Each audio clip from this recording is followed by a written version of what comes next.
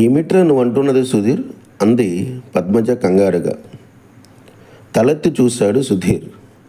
తన కోసం బల్ల మీద పెట్టిన టిఫిన్ ప్లేట్ను దగ్గరగా జరుపుకుంటూ నింపాదిగా అన్నాడు సుధీర్.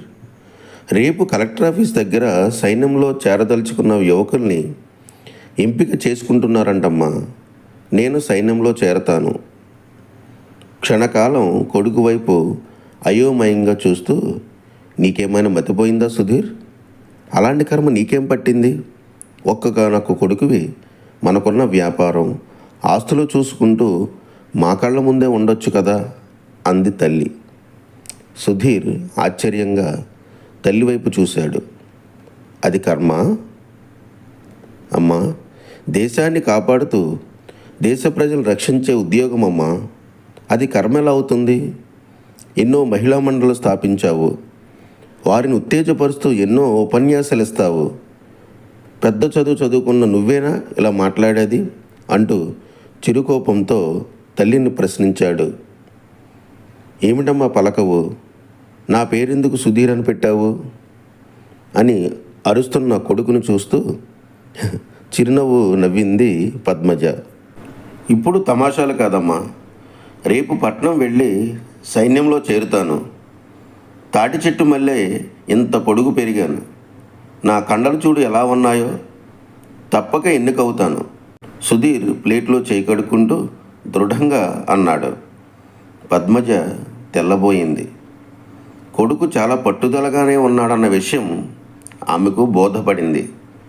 సుధీర్కు దగ్గరగా కూర్చుని మెల్లగా అందామే, చూడు నాన్న, నువ్వు ఒక్కడవే మాకున్నది. నువ్వు మమ్మల్ని వదిలి వెళ్ళిపోతే మేమేం కావాలి అంటూ కన్నీళ్లు పెట్టుకుంది. సుధీర్ అమ్మ మాటలకు కలవరపడ్డాడు. అదేమిటమ్మా అలా మాట్లాడితే మరి దేశం అన్నాడు. ఆమె కన్నీళ్లు తుడుచుకుంటూ, దేశం ఏమీ కాదు, దానికోసం ఉన్నారులే చాలామంది. నా మాట విను. బిడ్డగా నిన్నే విషయంలోనూ నొప్పించలేదు. ఈ విషయంలో నన్ను, మీ నాన్నగారిని నొప్పించకు అంటూ ఆమె వంటగదిలోకి వెళ్ళిపోయింది. సుధీర్ సోఫాలో కూర్చుని మౌనంగా ఆలోచిస్తున్నాడు. అంతలో తండ్రి రాజారావు బయట పనులు ముగించుకుని ఇంటికి వచ్చాడు. పద్మజ జరిగిన విషయాన్ని చెప్పింది. కొడుకు దగ్గరికి వెళ్ళి, నీకు ఇదేం పాడు బుద్ధిరా?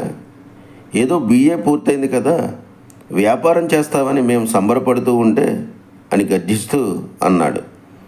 వ్యాపారం చేయడం నాకు ఇష్టం లేదు నాన్న. ఏదైనా ఉద్యోగం చేయాలనే ఉద్దేశంతోనే సైన్యంలో చేరాలనుకున్నాను అని నసుగుతూ అన్నాడు.